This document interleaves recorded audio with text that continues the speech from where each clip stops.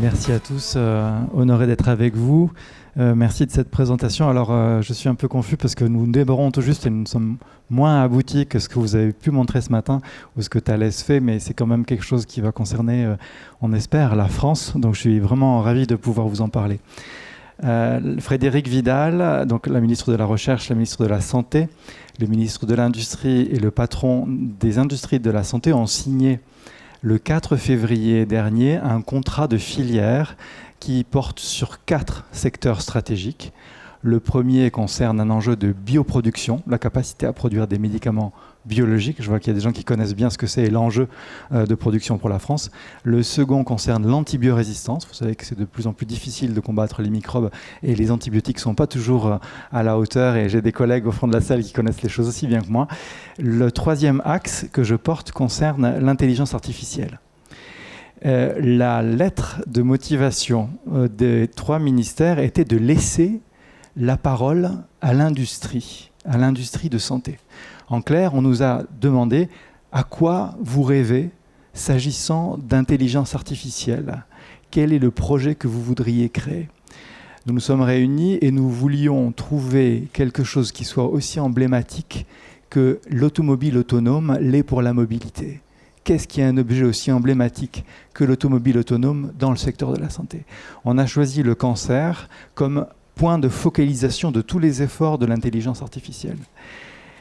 Pour pouvoir adresser cette question de cancer, il nous faut des données. On a fait un partenariat avec l'Institut national du cancer, très proche du Health Data Hub qui a été souvent cité ce matin. Donc nous avons scanné les données disponibles. Il y a des données en France disponibles qui sont médico-administratives, qui sont le résultat d'années et d'années de stockage d'éléments sur le remboursement des médicaments. C'est une base extrêmement dense, 60 millions de personnes sur des dizaines d'années. C'est des données immenses. Premier pack de données médico-administratifs. Second pack de données, j'imagine qu'il y a des gens d'entre vous, et je suis persuadé que Thalès les connaît, il y a les registres des cancers qui sont exhaustifs s'agissant des cancers pédiatriques. Extrêmement intéressant pour nous. 80% de la population sur des cancers rares et presque la moitié de la population générale. Donc une énorme base de données. Les registres, c'est comme une loupe. Quand vous appariez les registres des cancers aux données médico-administratives, vous arrivez à voir d'une manière inédite la typologie fine des cancers qui sont traités. En clair, c'est une loupe, les registres des cancers. Il y a d'autres bases qui arrivent. Les bases de variants moléculaires. Quand vous avez la malchance d'avoir un cancer, on fait une biopsie, on scanne des variants moléculaires qui sont à la base le tronc de mutations qui vont ensuite conditionner l'évolution du cancer. En clair, des données moléculaires. D'autres choses arrivent, des données en virales, etc. La question qu'on a posée à l'industrie, c'est comment est-ce que vous pouvez valoriser les données qui existent déjà ? Qu'est-ce que vous pouvez en faire ? L'industrie qui s'est saisie de cette question est essentiellement l'industrie pharmaceutique et diagnostique. Je vois qu'il y a beaucoup de gens qui connaissent un peu la thématique. Qu'est-ce qu'ils peuvent en faire ? On a testé des sets réduits de données et il apparaît en fait en démarrant 4 axes de travail. Il y a un premier axe qui est extrêmement intéressant, c'est la capacité à comparer des données observationnelles que vous prenez en vie réelle et des données approximées et l'approximation de ces données dans les données publiques. En clair, c'est la capacité à trouver des proxys dans les données publiques qui sont fiables pour avoisiner des données observationnelles en vie réelle. Si ça marche, si c'est reconnu par les autorités de santé, si c'est pratiqué par les pharma, les données publiques vont être massivement valorisées parce que vous arrivez à vous trouvez des choses aussi pertinentes, beaucoup moins chères à aller chercher. Premier axe, c'est comparer des données. Second axe qui va surprendre, je crois, à certains d'entre vous, partager et mélanger des données industrielles et des données publiques.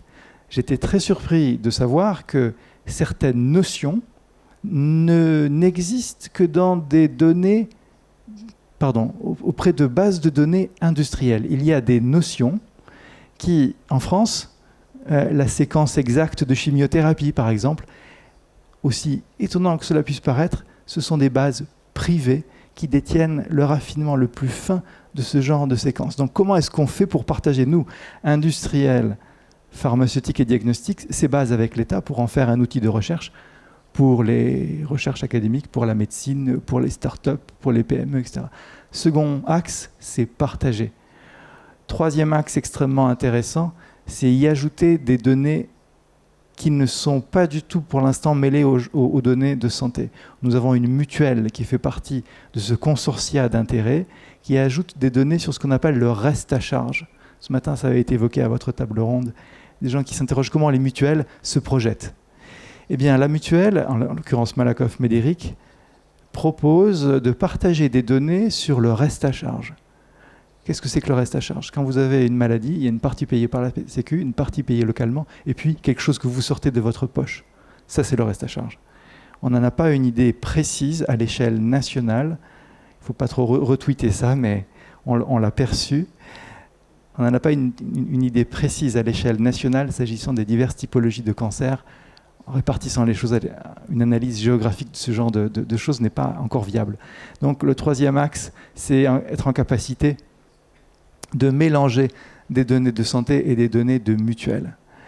Le quatrième axe est le plus complexe, c'est la capacité à faire tourner des outils de machine learning et d'IA sur les données publiques pour pouvoir en particulier optimiser des séquences de traitement sur le cancer en fonction de profils extrêmement fins qui seraient également distingués à l'échelle, on va dire, des variants moléculaires qui sont distingués quand vous entrez dans un chemin thérapeutique sur le cancer. Voilà, pour être très simple. Donc ces quatre axes, on les voit émerger. Aujourd'hui, on est en train de travailler la forme de cette plateforme qui sera directement liée à un autre outil que vous avez entendu ce matin qui s'appelle le Health Data Hub. En clair, comment est-ce que l'on peut créer, si le Health Data Hub est l'arbre, une branche qui puisse créer la confiance de l'industrie pharmaceutique, faire qu'il puisse travailler sur les données tout de suite présentes pour les valoriser tout de suite. La compétition de la data est mondiale et il est très important que l'industrie se sente bien dans cet écosystème. Dans les histoires des uns des autres et en fonction des absents pendant les tables rondes, il y a toujours un méchant dans l'histoire. C'est soit les assureurs, soit les pharma, soit l'industrie diagnostique, soit l'autre, l'étranger est souvent, je dirais, mal vu. Et ça nuit à tout le monde. Parce que, à force de connaître, moi je viens du monde académique, j'étais data scientist, je suis dans l'industrie depuis 3 ans, et le contact humain, la qualité humaine qu'on arrive à avoir, c'est ce qui compte. Les gens veulent faire évoluer leur métier. Personne n'est dupe sur l'avenir. Donc autant travailler vraiment ensemble. Le contrat de filière a été voulu comme une voie de l'industrie et il sera très vite émergent et je pense ouvert à la recherche académique, PME, start-up, etc., etc. Beaucoup de choses peuvent évoluer. Voilà de manière très simple où nous en sommes. Désolé de venir juste avec une annonce, mais rien de concret parce que notre échéance, ça sera octobre pour le lancement, nous l'espérons, effectif de cette initiative.